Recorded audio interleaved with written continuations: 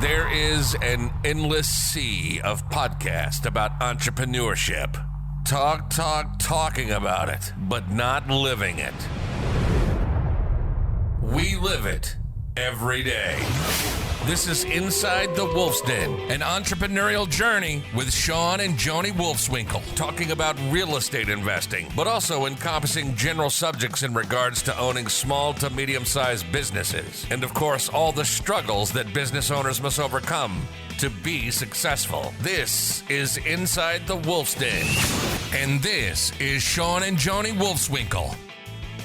All right, Joni, you ready to get started? Yeah, so we'll get started here. So today, again, thanks everyone for joining us today. We'll be talking about 2022 market predictions and strategies. So just tell you a little bit about ourselves, though, to get started in case you don't know who we are. So we are Shawn and Joni Wolfswinkle. Shawn and I have been buying real estate now for 21 years. We actually started at the age of 19. So do the math. I'm kind of aging myself there. But so Shawn actually, if you don't know the story, Shawn actually saw a late night infomercial. It was at the time, I think it was Russ Whitney, if you guys can recall that. And so he's like, hey, Joni, come with me to this 3-day seminar. At the time, I mean, I was young, didn't know anything about real estate. And so I said, sure, let's go ahead and check it out. So we checked it out, and long story short, we ended up buying some boot camps. Shawn, actually, his parents had saved up some college fund for him. So he ended up spending his entire college fund on boot camp. So that's kind of how we got started. We didn't really have a normal college experience.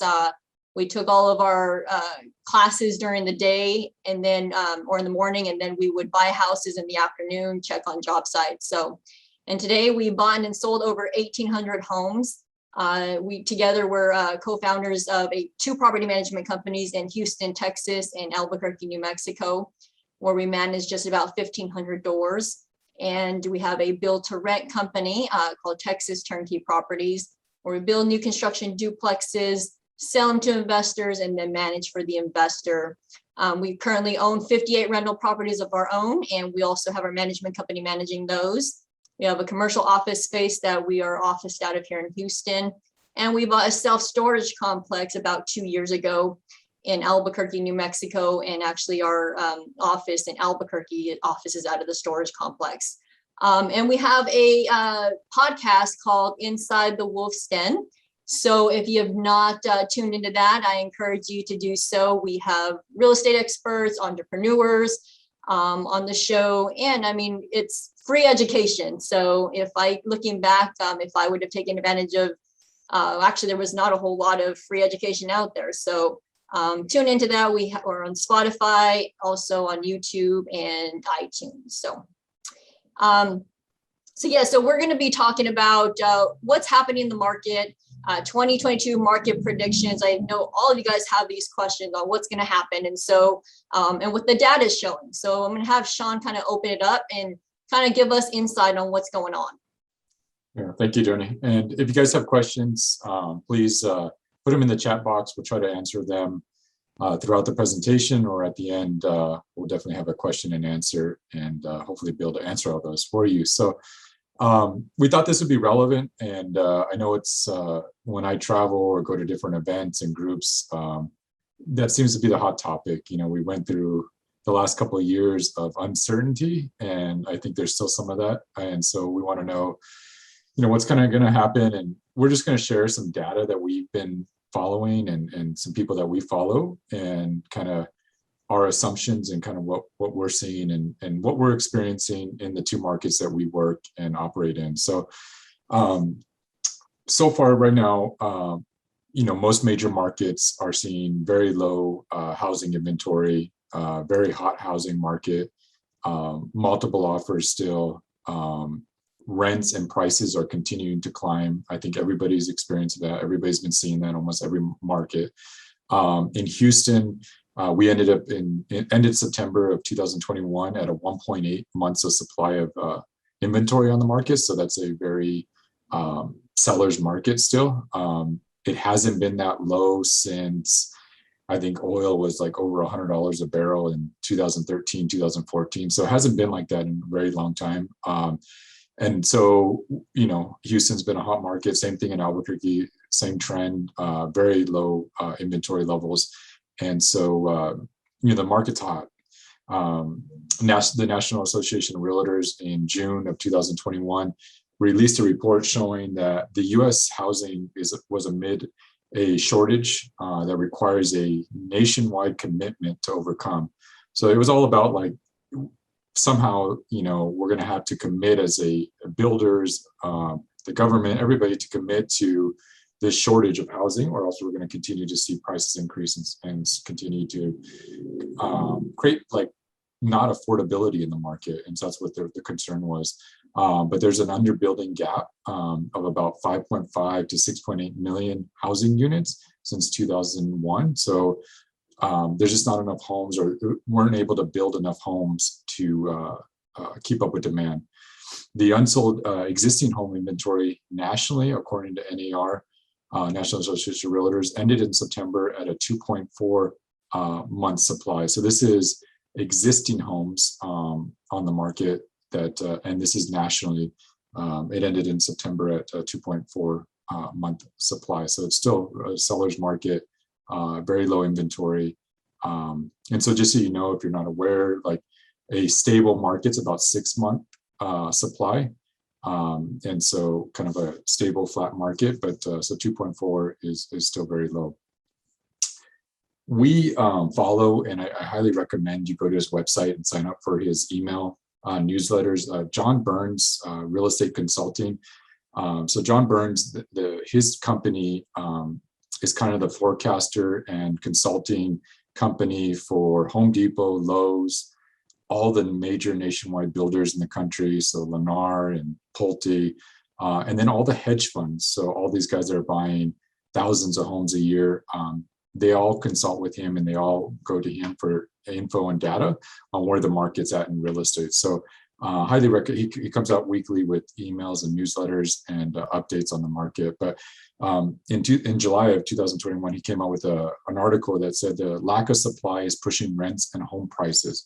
So this came from all his hedge funds had reported their data to him. So these guys that own thousands and thousands of homes across the country. And so they saw a 9.3% same home rent growth on new leases. So these are homes that they manage, that the tenant moved out and they replaced the tenant. They saw year over year from July of 2021 through July of 2020, they saw just shy of a 10% rent increase over that year. For renewals on those same, like on a home that they manage and then renew the lease, they saw a 4.6% increase in rent prices or rent on those same homes. So, and that's kind of what we're seeing as well. We're seeing, obviously, we never encourage our owners. It's obviously cheaper to kind of keep them in the home, because that's when you have your biggest expenses, is when you have a turn. So when a tenant moves out, you have to, update it. There's always there's costs, carpet update, painting, all that. So it costs money but we're seeing a larger increase in rental increases if we release the home rather than renew them. And we're seeing about 2 to 5%, somewhere in there, for renewals as well, just depending on the home and the last rent increase. Building updates. So most of you are probably aware of this and been reading in the news. Building has become much more difficult with governmental regulation, a lot of red tape, and massive material supply issues. Builders are, including ourselves. So, we do build to rent.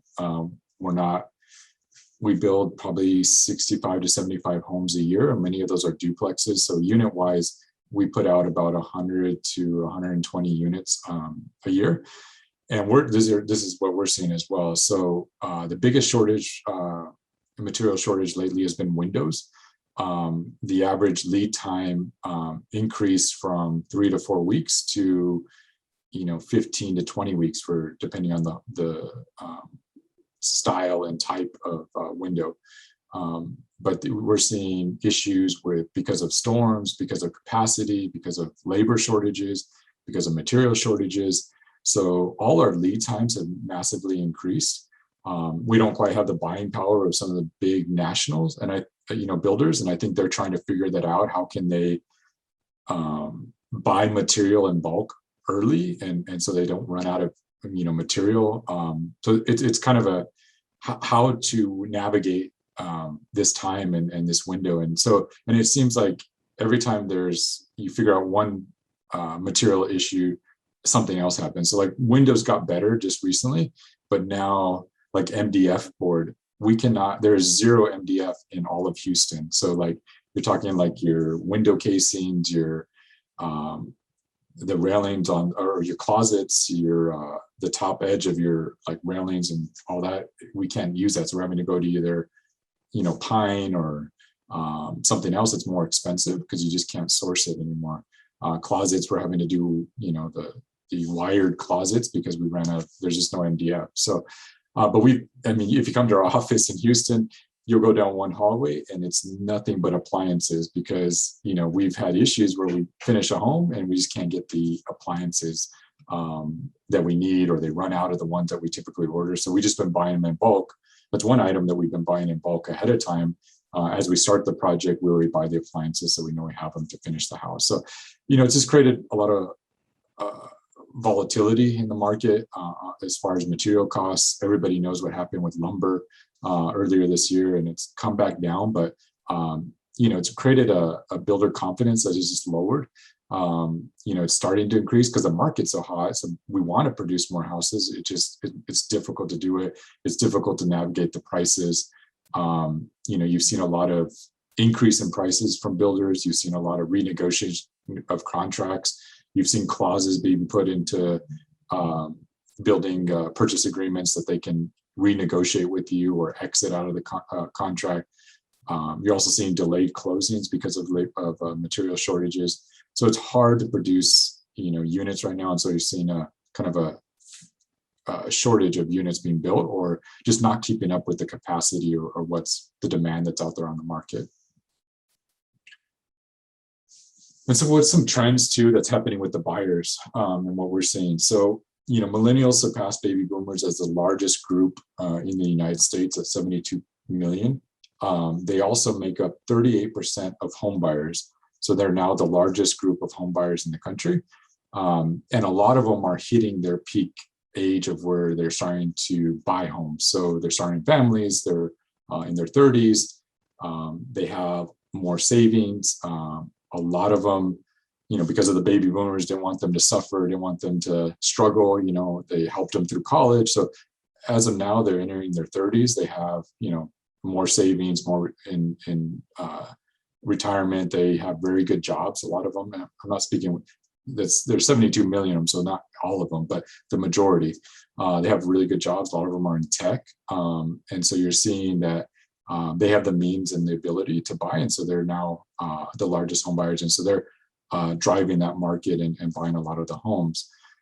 This is probably the biggest news. And John Burns just recently put this article that he identified 43 announcements totaling about 30 billion in capital that are targeting the U.S. rental housing. So these are announcements from a lot of the people that he consults to. So a lot of the hedge funds, you're seeing a lot of builders enter the build to rent space as well now, and partnering with hedge funds to just build out entire subdivisions to feed them. But he saw 43 announcements that announced that they're going to continue to buy U.S. rental housing. This article just came out on Monday, and I recommend you Googling it and pulling it up. But Housing Wire said that investors spent a record of $63 billion to buy homes in Q3 of 2021. That totaled 90,000 houses that were purchased, and there was an 80% increase year over year. And where the Housing Wire got this data was from a Redfin report that came out on Monday as well. And so how they classify an investor, it's a institution or a business that buys residential real estate. So they bought 63 billion in Q3 of 2021, which is a crazy amount of number. And also in the article, they posted that 3/4 of that was paid cash. So it just shows the money that is on the streets and the money that we're talking billions of dollars that these institutions have to deploy right now. And so, some of these smaller players or people that are on this call, like individual people, it's hard to compete when you're competing against some major institutions that have billions of dollars to deploy and they need to get it invested. It's hard to compete. And these are trends that why I'm stating all this is into 2022, I think you're going to continue to see it. And I think you're going to continue to see a shortage of housing. And these are the whys, because they keep buying homes and we can't produce enough homes to keep up with just the typical home buyer plus all this institutional money that is coming into the market. And so what are we seeing on a local level? So, we, as Joni mentioned at the beginning of this, we are in Houston, Texas, and then Albuquerque, New Mexico, are two markets that we buy and sell in, where we manage residential real estate. And where Joni and I are currently active as far as investors ourselves is in both markets. And so in 2020, the US Census showed that Texas continued to surge in population, growing. It just surpassed 29 million people. That's an increase of 4 million over the last 10 years. And it's the largest number of any state. Another fact, in 2020, 1 out of every 10 people moving to Texas was from California. So, if you subscribe to our newsletter for TTK Properties, we've been posting emails and newsletters about this, and just the mass exodus out of California and the bulk of that's going to Texas. So we're also seeing that on a company level, or you saw. Okay, I just went blank. So in Houston, it was Hewlett Packard. What's Elon Musk? Johnny, help me out. The car moved to Austin. Tesla. Yeah, there you go. Sorry, I had a brain fart there. You're seeing, yes, Austin's getting the bulk of that tech, but you're seeing a lot of firms, relocate to Houston as well. And like Hewlett Packard, they built a beautiful campus up in the Woodlands. It's up by ExxonMobil's campus in the Woodlands, which is on the north side of Houston. So they're relocating and opening this year their headquarters here. So you're seeing not only people exit it and move to Houston or Texas, but you're also seeing companies move as well. Texas has always been pro-growth. They incentivize companies to move here. They give them pretty big tax advantages to move here. And so what it's done is it's created low inventory in Houston. We're seeing strong appreciation in rents, and then just rapid growth as far as population growth and then size growth. In Albuquerque in the last 5 years has been very economic friendly and finally pro-development. For a while there, the states, like, it didn't want to grow. They wanted to keep it smaller and more beautiful, but then they finally have changed their mindsets and have adopted. And so the economic development is really focused on bringing in jobs. And so they've focused on call centers. Sprint has a huge call center in Albuquerque. There's a couple others, aerospace firms, renewable energy businesses, and then, Sandia National Labs there. So they're always focused on that and growth. And then the film industry. So that's been the biggest one. Netflix bought a ton of studios there and is doing a lot of movie production, ABC Studios. And New Mexico's always been a place that has attracted usually like actors and people in the film industry. They love New Mexico. They love the culture. They love the food. They love, the scenery. And so it's not only a great place where they can attract, talent and to be, live there for a certain time of the year, and then also produce some movies and films. And so it kind of works hand in hand. What we've seen over the last 2 years is we've ran less than a 1% vacancy rate on our rentals that we manage in Albuquerque. So we, at times this year, have had 0 properties to market, which is kind of unheard of. Everything that we list, usually within a week or two gets leased out. So very low housing inventory for rentals, and then also as far as for purchases, it's been very low as well. And if you've followed us for a while, as far as TTK, as far as properties we sell and everything, we've been sold out since Q4 of last year, and we've been working through a waiting list all year. We thought we'd catch up this year, and we never did. It just, demand's been so strong that we just have not been able to keep up. Anything else, Johnny, that you've seen on that? Or No, yeah, I mean, I think thanks for sharing all that. I think a lot of people were looking to hear some of this data, and I mean, you've been in the marketplace and building, so you've seen what's going on there. Yeah, so in conclusion, what does this mean for me as an investor? So number one, like Shawn said, the market will remain hot and inventory levels will remain low for 2022, which means home prices will continue to increase and rents will continue to increase. We've seen about 9% rental increase from year to year. So, and we'll just continue to see that. Builders will not be able to keep up with demand. Builders will continue to see, face material shortages. And we've been noticing it here. And so we've been actually having to plan ahead just to keep up. Rates look to stay low for 2022. So one thing that I will say is take advantage of the low interest rates. You can get up to 10 Fannie and Freddie loans. So we're seeing that investors are coming in, they're buying the duplexes where you can get 2 units for 1 loan. And so they're doubling the amount of the units. So while the interest rates are low, take advantage of that. And because the inventory is so low, we're just going to need to be patient a little. So it's going to be harder. It's going to be harder to find. You're still going to struggle. And I think that's been the biggest complaint or issue, I think, over 2021 is just like trying to find the inventory you need, or especially if you're under a 1031, exiting out of like a California market and then coming here. And that's been the biggest concern is like, I can exit and sell it right now, but can I replace it? And that's been the struggle. And so it takes some planning, working with a provider or local expert that can help you or navigate when they have inventory or when they're going to have it, so they can supply your 1031. So. Right. So the last thing is now a good time to buy? So personally, Shawn and I have been buying and holding properties. Some of the advantages you get, interest rates again are still low.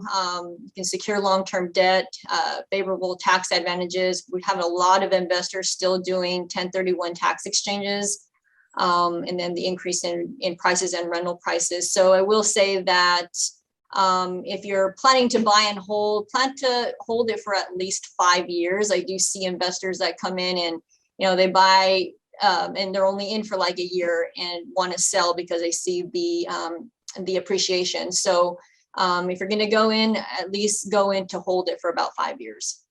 Yeah. So, I mean, you've all seen the news and everything. So, I mean, obviously 1031s there's always a threat to those and change as far as government regulation on that. So they still exist. So it's still a great time to take advantage of it. If you can, exit a property that's appreciated a lot and go into other rentals that you can hold for a long-term period.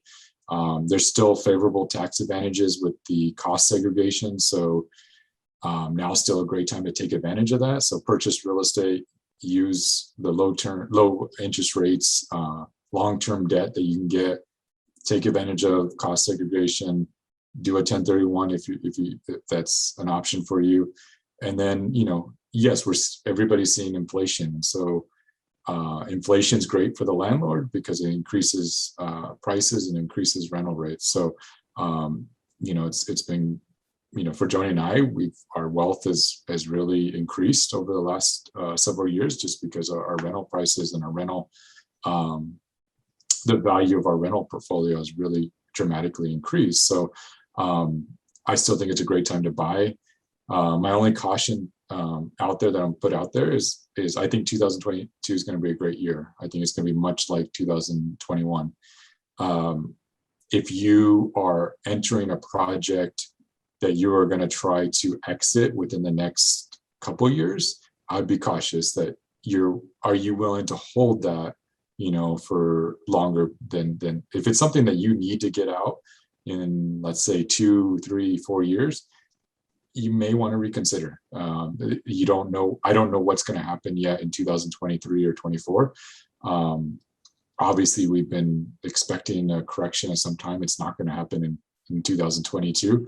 But I'd be cautious if you were looking at, 2 to 3 years, 4 years. I think if you're in it for 5 years, 10 years, it's a great time to buy and hold and take advantage of all these options right here and capitalize on it.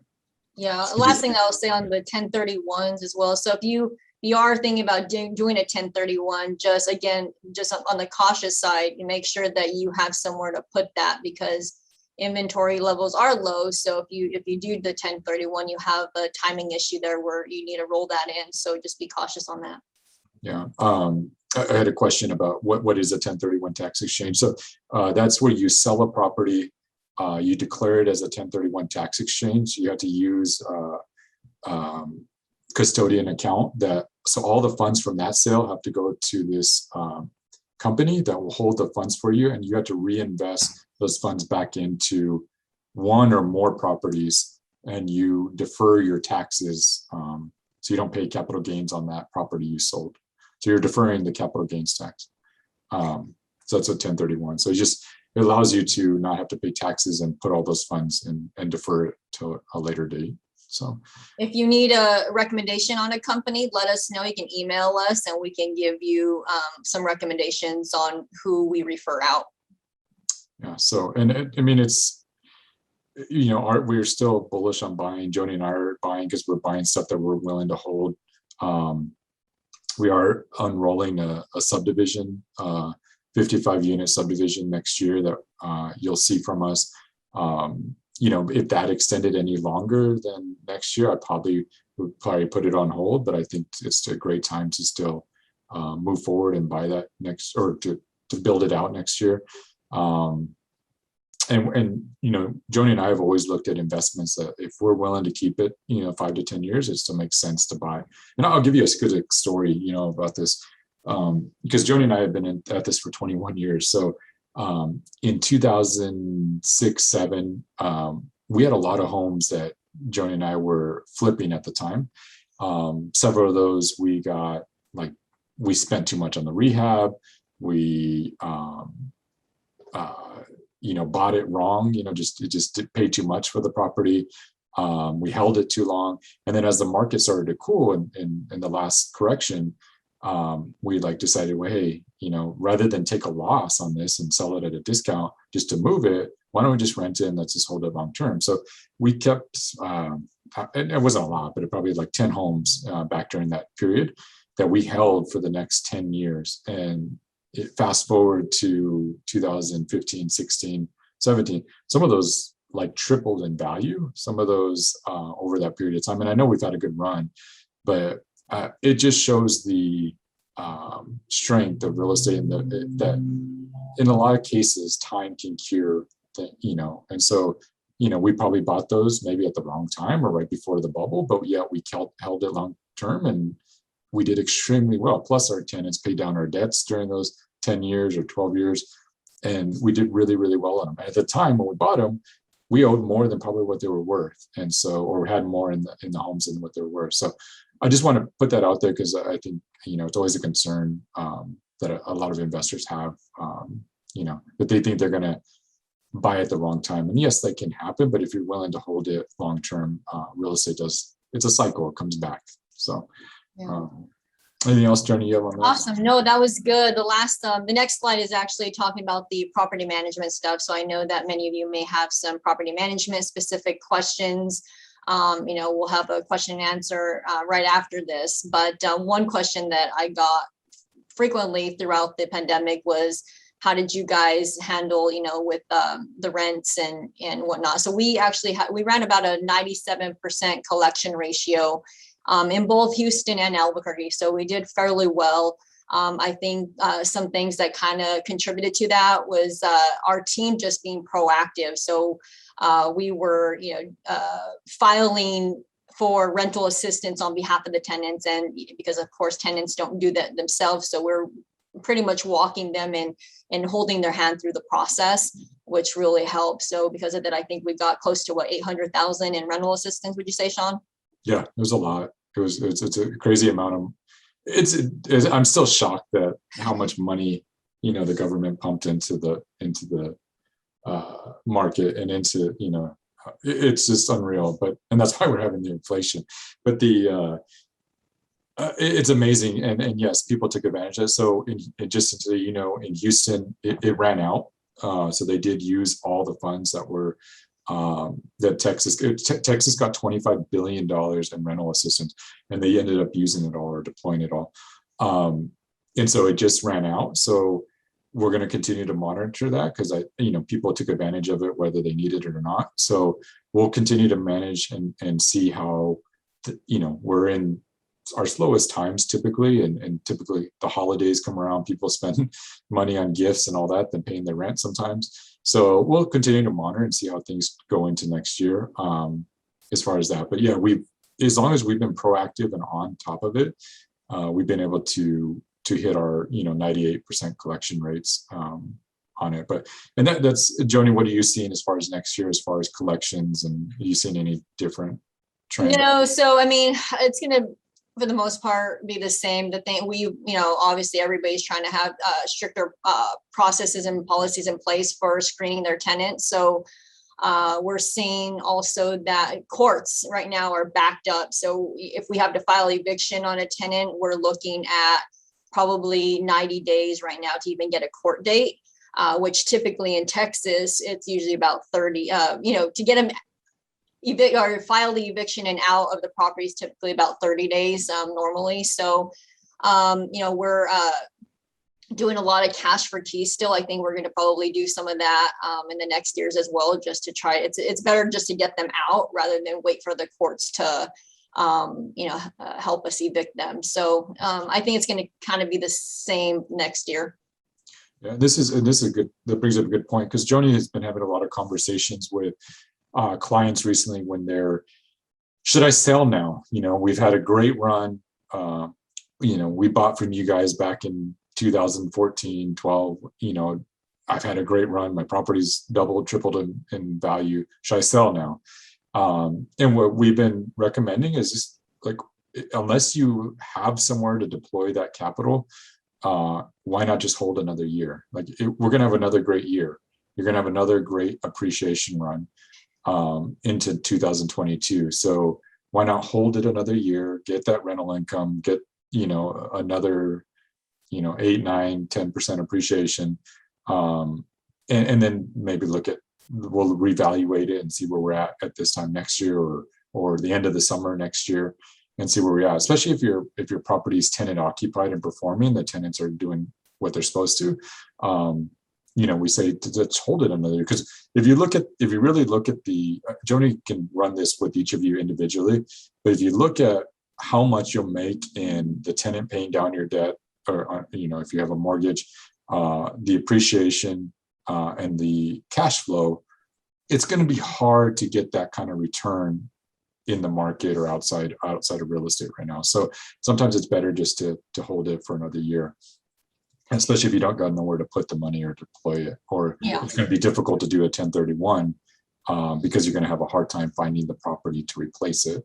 On that same note too, something good to say. Well, one thing I wanted to piggyback on that. So yeah, I mean, if you don't have to sell it, don't, especially if it's tenant occupied, because another thing that we're obviously inventory levels are so low right now, even with rentals, right? So tenants are having a hard time finding properties, which means that if we have an investor that wants to sell, well, the tenant may not be able to find a new place. So rather than having the tenant hold over and trying to, file eviction based on holdover because they can't find a place, they're paying rent. Their current, just let it ride for a little longer and collect that cash flow.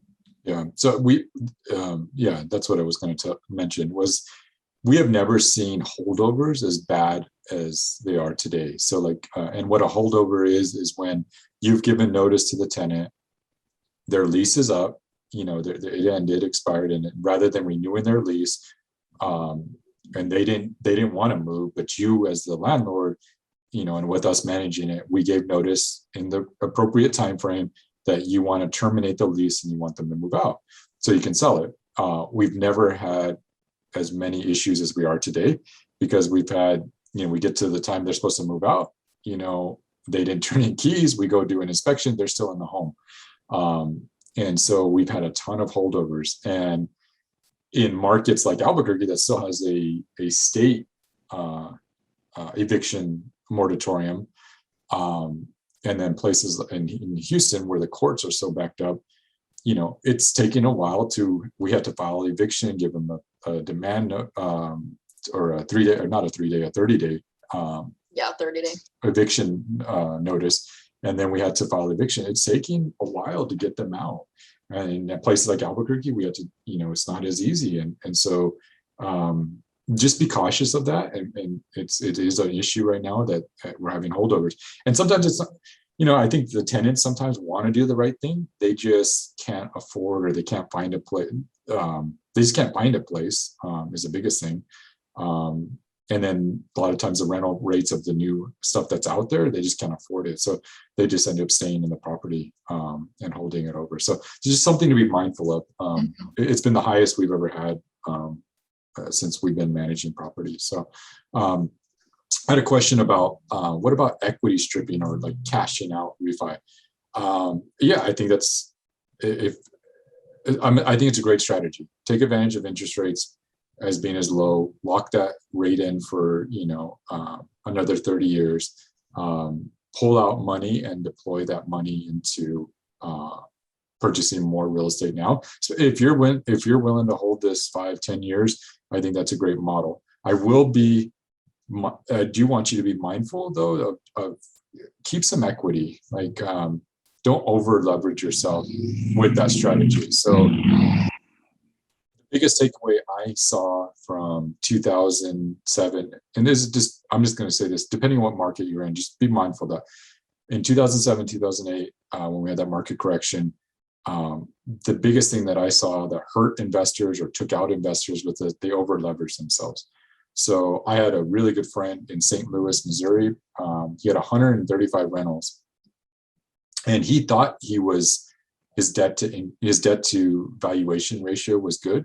I think he was at like 65% or somewhere there, 70% on a large portfolio. Well, when we had that big correction, St. Louis got hit pretty hard. His was always shorter commercial loans or smaller banks. And since it corrected, the bank, when it came time for renewals, they said, hey, we'll renew your loan with you for all of it, but you now have to be at the new 70% loan to value of where the current valuation of the houses are.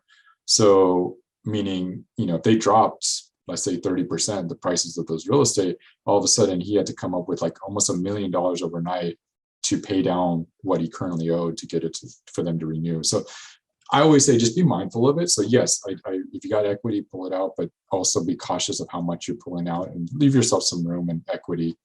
It's always a smart thing to do. So hopefully that answered your question. So. Awesome.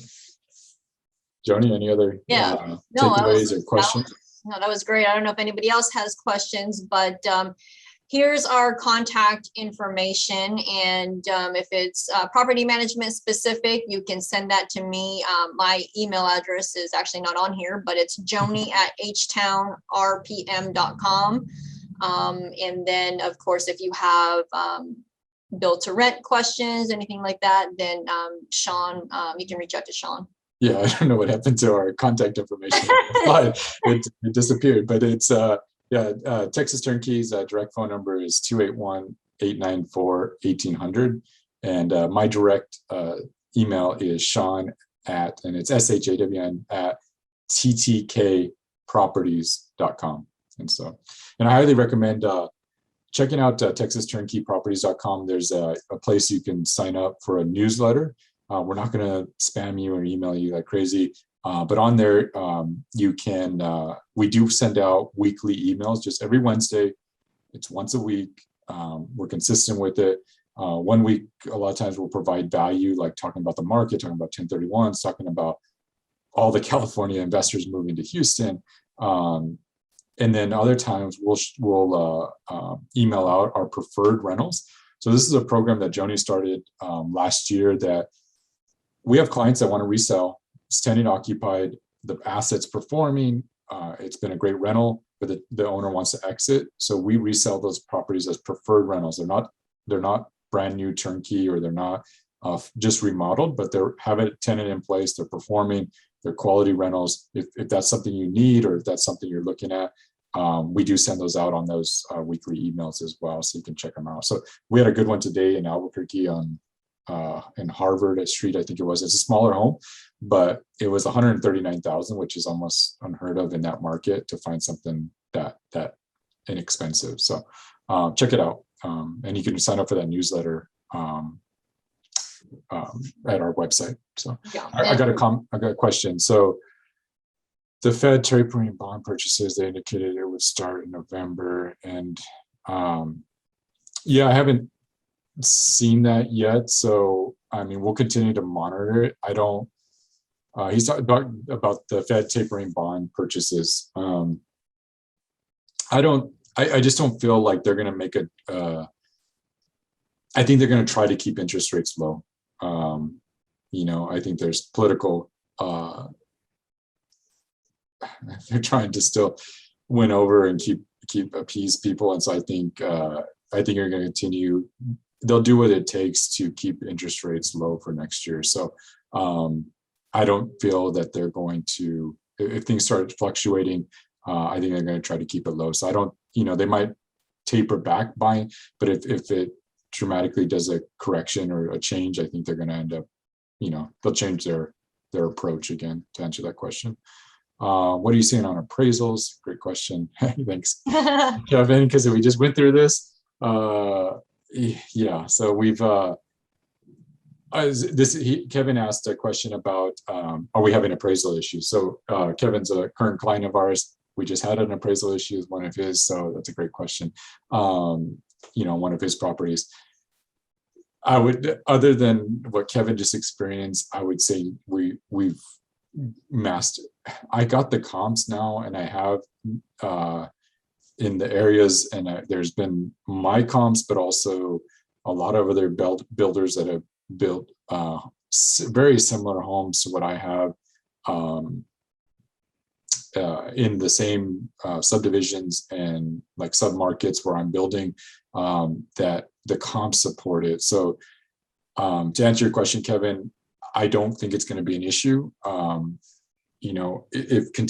If stuff continues to appreciate and we have to raise prices again, it may factor, because I think some of those, and it depends on the appraiser, and it depends on, who's ordering it. So there's a couple of our lenders that we've been working with that we've experienced, it keeps happening with the same lender. So more than likely, I'll probably have to remove that lender from my preferred list, because I'm not having the same issues with other lenders. So I think it has more to do with the appraisal, because the lender can't order the appraiser directly. They have to go through an appraisal desk, and then they get to assign a kind of random appraiser. So there's a arm's length, and I can't recommend anybody. And so whoever they are using for this particular lender, I'm having issues with. And so, because they keep ordering from people that I don't know, either random people, or I think they're having trouble finding people, so they're overcharging on appraisals as well.